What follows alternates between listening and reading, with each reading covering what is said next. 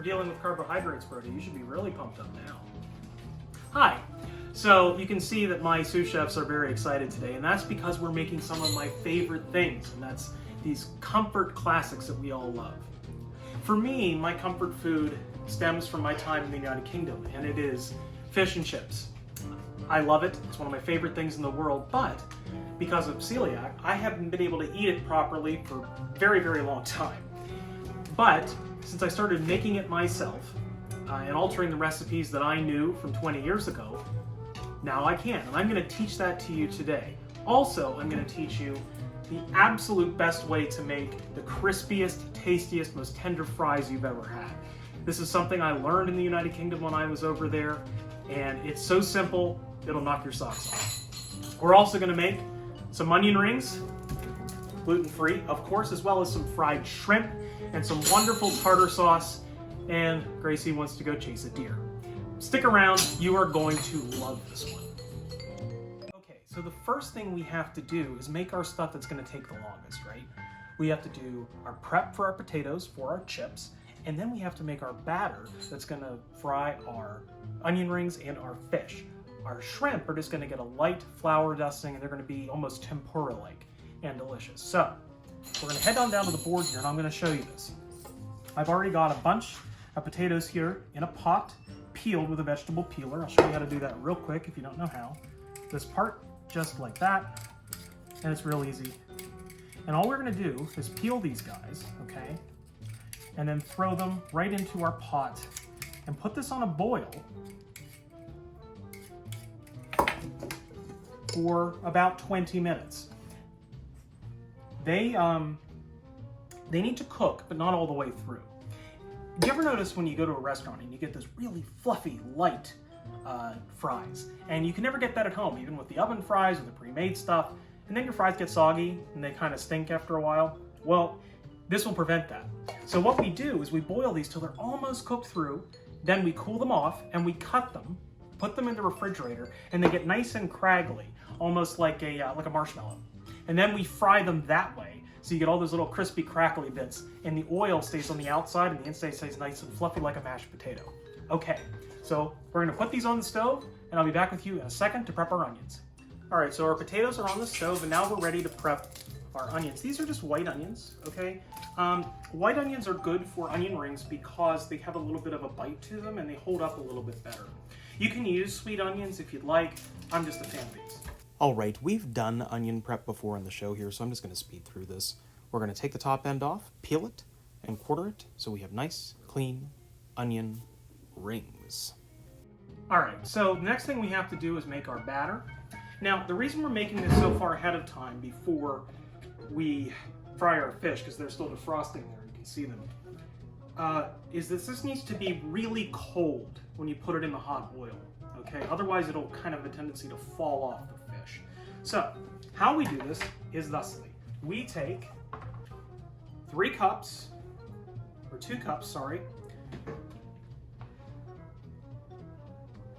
a gluten-free all-purpose flour blend, all right? Then, 2 tablespoons of baking powder, like that. This just helps to give it a little lift. What a lot of people make the mistake of with fish batter is they make it really heavy and gloopy and, well, quite frankly, soggy and gross. So we're gonna fix that. The baking powder adds some lift to it, and we're also gonna add some sparkling water or club soda to it so it gets extra gas into the batter. Next thing, vodka. It's a little strange, but vodka is interesting because it's so viscous, it can keep things from sticking together. The alcohol helps them stay apart. So this is 2 ounces of vodka. All right, that's it. It's 2 ounces of vodka. And then we're gonna put in our sparkling water. You see the bubbles? All right, now it's time to whisk and see where we are as far as thickness goes. All right, I'm just going to speed through the mixing here. You're looking for the consistency of a thin crepe batter, which kind of resembles a almost half-melted milkshake. And I'm just going to keep adding liquid until I get that consistency. And that's what you want to do too. There's really no hard and fast measure here. It kind of depends on humidity. So the next thing we have to do after this gets the consistency we want, right there, that's what we're looking for, is add some salt. That's a teaspoon, that's it, and a little bit of pepper, and we are done. And then that just goes into the fridge for half an hour. Cover it with some tight plastic wrap. Traditionally, with fish and chips, you'd use cod. Now, I don't have any cod or haddock right now, which would be the other one, but something that was used quite a bit when I was still living in the UK, starting, was mahi-mahi. I have some of that, so that's what we're going to use today. This is a nice, firm, white flesh fish, just like cod.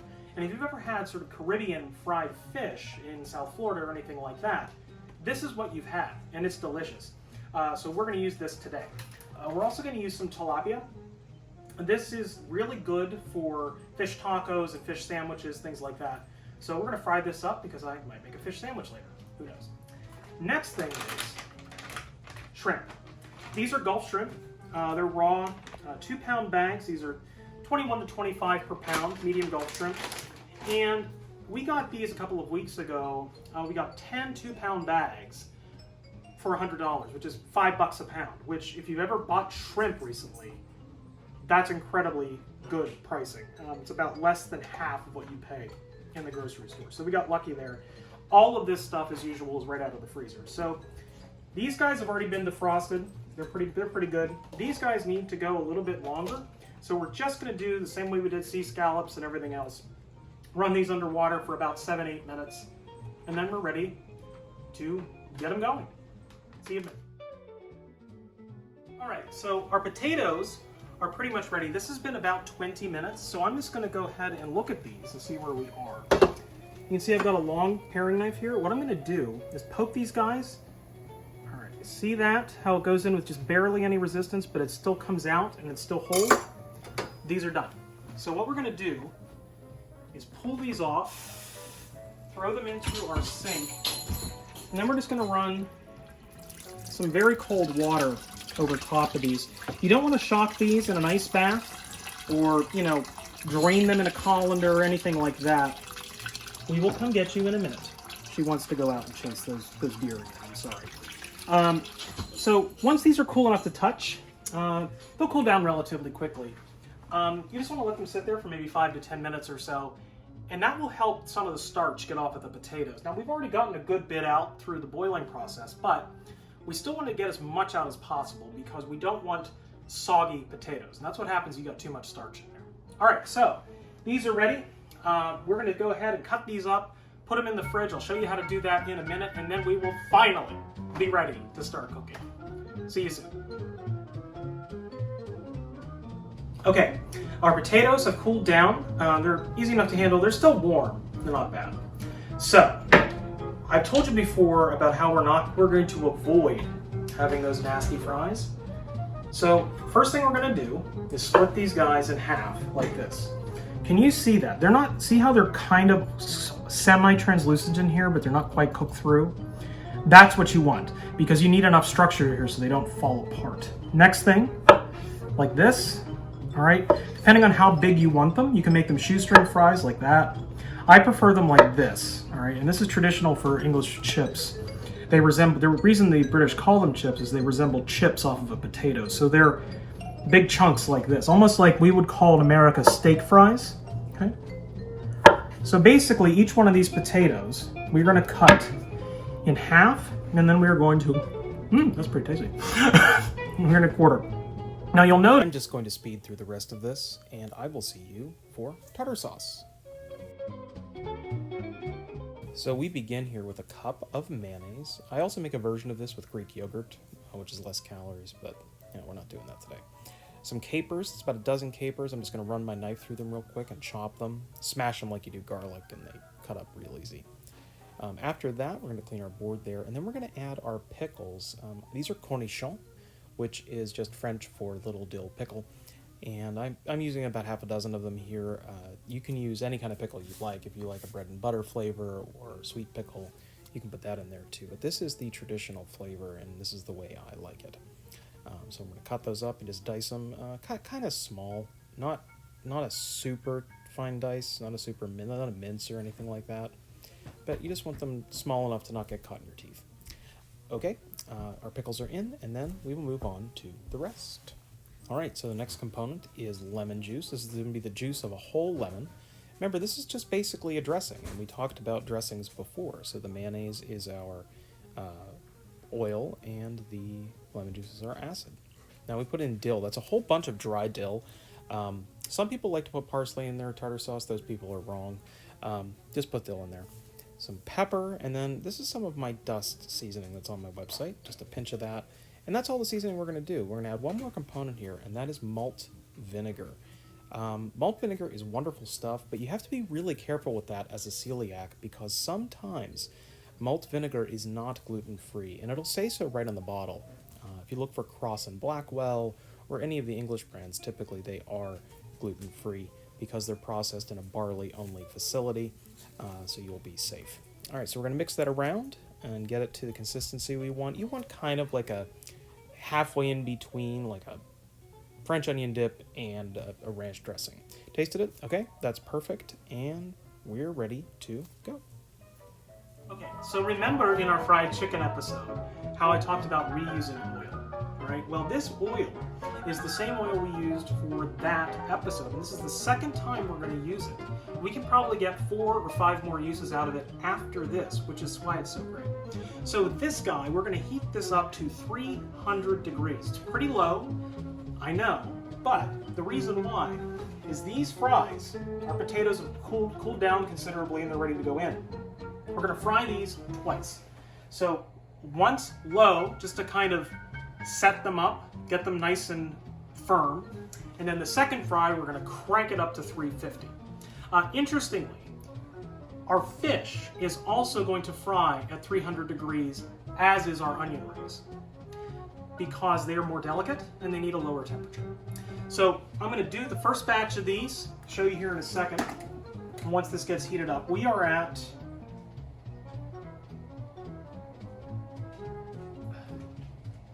all right, we're at 227, so we got maybe about 3 minutes to go before this is at temp. When this hits temp, I'll come back and I'll show you how to get these in there. Okay, so we're at temp. This is at 295, but by the time we get everything in here, it's going to be about 305, and that's fine. I'm going to work in batches. This is if you have a spider or a strainer like this is what you want to use.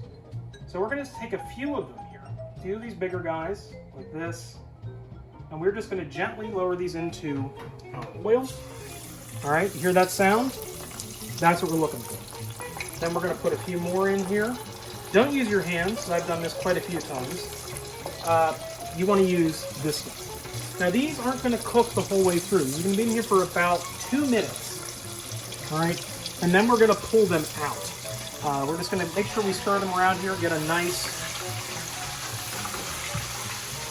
They're not going to be totally brown when we take them out, and that's good. We just want to cook them here, like I said, about a minute or two, and then they're going to be somewhat cooked through and set, and then we're going to go ahead and fry them again to get them nice and crispy. First batch, let's see where we are. Almost. Okay. You see this here? Let me get this guy out of here. All right, you see that little skin start to form? These are about a minute away from being done. I mean, when I say done, I mean cooked through. So another minute at 300 degrees, these will be ready to pull out. And then we're just going to put them here on this cooling rack, like we put our fried chicken on, because you want to get them nice and dry before we fry them again. The reason we're doing this first is the potatoes take a long time to cook, and the fish and shrimp and onion rings don't. So always do the thing that takes the longest first when you're frying food. Okay, and that is what we're looking for. And by the way, this is lined with parchment paper, very high heat resistant and non-stick. Just gonna make your life a hell of a lot easier when you go to clean stuff up. All right, I think you guys get the basic idea here. I'm just gonna speed through this footage and see you when these are finished. very interested parties here as usual. Gracie, I can't touch you right now because I have to use my hands that have to stay clean, okay? All right. So our oil's back up to temp here after you see our chips cooling down here. You see that little blonde color? That's what we want. So next up, we're going to do our onion rings. Now you'll notice this flour. This is the same flour that we used not to bread our chicken the other week. It's the excess. So what I'm going to do is take our onion rings, put them in this flour, and then we're going to use this later for the shrimp. But by doing the vegetables first, we are not going to cross-contaminate anything, and that's always a good idea to not do. So put them in our flour, and this is seasoned. Salt and pepper, that's it. Shake these guys up like that. Now, a lot of people would just dump them in their oil after this. Don't do that, because you want a nice, crispy, crunchy layer. You see that nice little, the water from the onion keeps the flour on. Now, they are going to go into our batter, all right, like this. And then we're going to drop them into our hot oil. Can't do too many of these at once, okay? Because you don't have a lot of space or a giant fryer. But using tongs here is your best bet, because these are going to burn your fingers. So you see this guy here? Now we're going to throw this guy in. And that's the sound we want to hear. You see the sliding. This is almost like a tempura batter. You may notice that. And again, these are 100% celiac safe and gluten-free. You see how it's puffing up? That's what you want. So I've got one fry left over here that I missed. So that's going to be a snack for me. And you just kind of want to see these guys as they puff up. It's almost going to look like funnel cake, okay, if you know what that is. All right, so you guys get the general idea. When they float and look like puffy funnel cakes, you take them out of the oil. So I'm going to burn through the rest of this footage, and I'll see you guys for the fish. All right, so our onion rings are out, and you can see them over there. And you can pan out. There they are. They are done. Come on, back. So you may notice they're not totally like super dark brown. Rice flour does not get as brown as wheat flour. So you're not going to get it to be like a mahogany color. That light brown is really what you want. Okay, those are cooked through. I did our first piece of fish already just to kind of give you a reference. This is that piece of tilapia, and you see the crispy, crunchy, and how puffed up that is? Remember, that piece of fish is only that thin, right? That's what we're going for. Now we're going to do the rest of our fish here. I've got the same flour because we did our onion rings already, so we're not going to cross-contaminate anything. The next thing that's going to go in here is going to be shrimp. All right? So we have to put a little bit of flour on here so this batter sticks into our batter. All right? Like that. Oh, also, when you're doing fried chicken, don't use a batter. That's not a good thing to do. That protein won't cook right or properly. So this is our fish. Now, I'm going to dump this in with my hand, lay it away from me, like that. All right? And you see that? That is the baking powder and the water that's in there bubbling up. Now, you see the crispies forming? Now, these bubbles will die down a bit. All right? And when you see them die down, then you're ready to kind of tend to it and flip it. I'm going to use my spider here again, just to kind of keep this guy. All right? That, by the way, that's water. When you see that, and I know I went over this with fried chicken, but water in hot oil do not mix together, and you will burn yourself, so please be careful, all right? Would be good. I'm going to wipe this off, actually. It's a little wet. So, we wipe that guy off. And this guy, let me turn this down. You see him here? You see that? How it's puffing up? We're just going to wait. This is going to be about the same length of time that we did the first batch of fries. About 3 to 4 minutes. That's it. The thicker the piece of fish, amazingly, it doesn't really matter because for the way the protein structure works in fish, and this is kind of odd, it doesn't really cook from the outside in because there's really not a lot of connective tissue or fat or anything like that, and there's not a lot of cellular wall. It cooks almost all at the same time. You ever sear a piece of fish or tuna and you know by the time you get a nice crust on the edge, it's already cooked all the way through? That's why.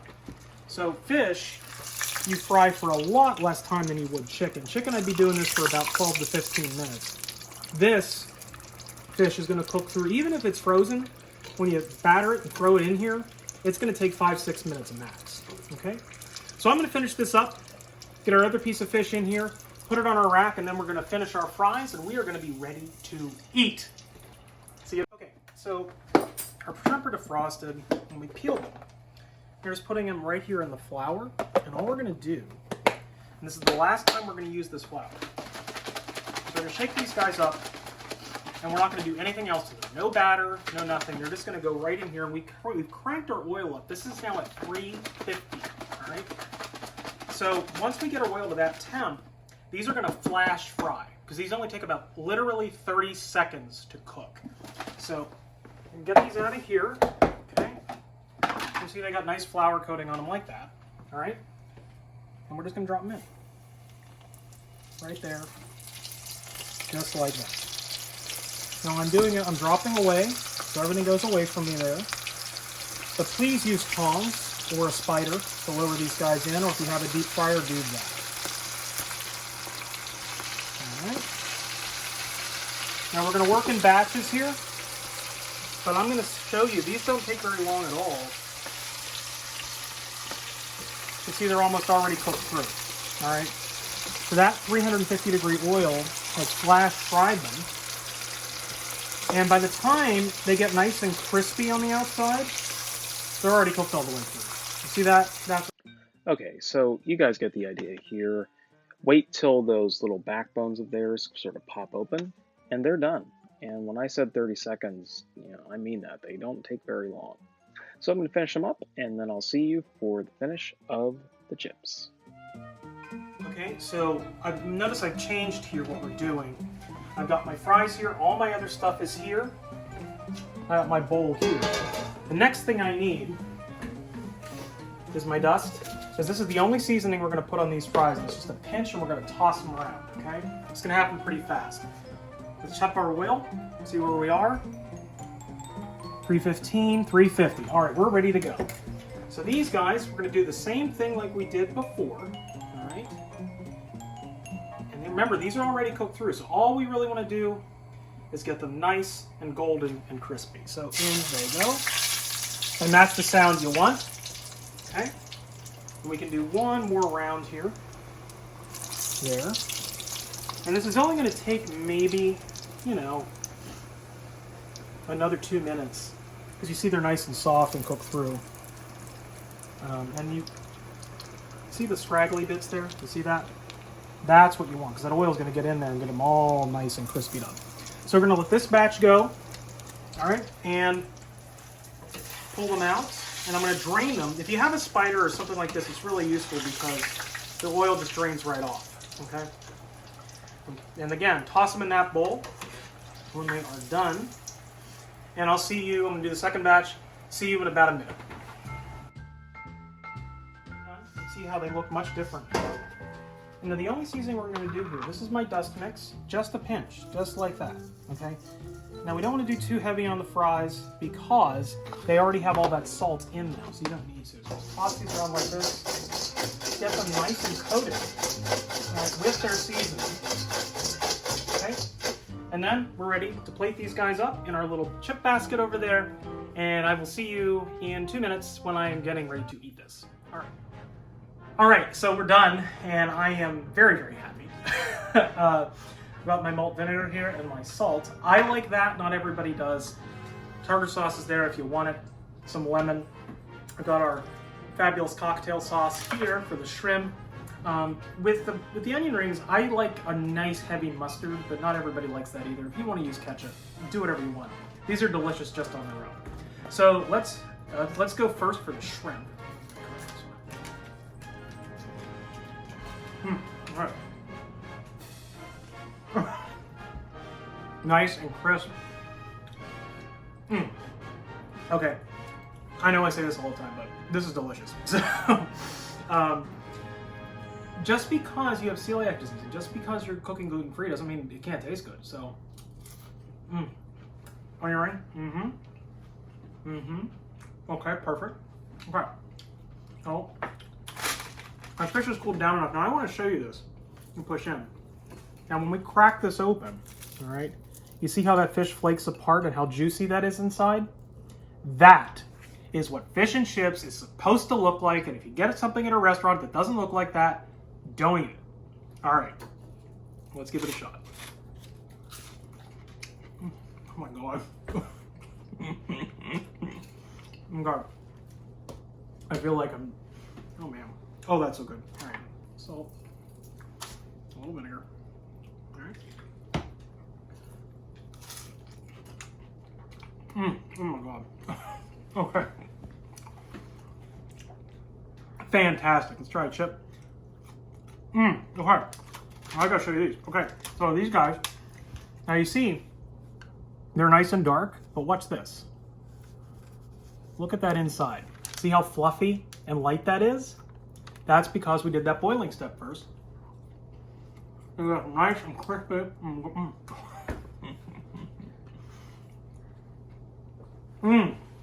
That's really good, Gracie. Yeah. Daddy did good. Okay. Thank you guys so much for tuning in. I hope you love this episode. And I swear, you're going to love this one more than usual. Have a wonderful, wonderful rest of your day.